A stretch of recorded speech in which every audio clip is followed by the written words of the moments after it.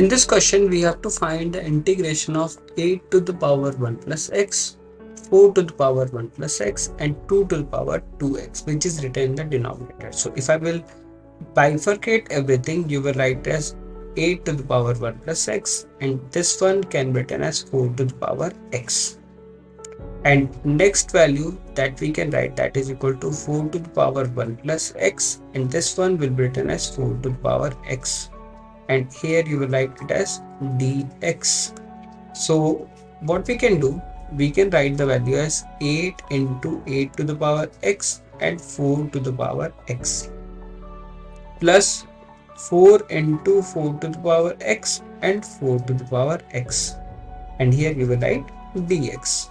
So 4 to the power x, 4 to the power x will get cancelled, and here you will write integration of 8 into 2 to the power x plus integration of 4 into dx, and here you can also write this one as dx.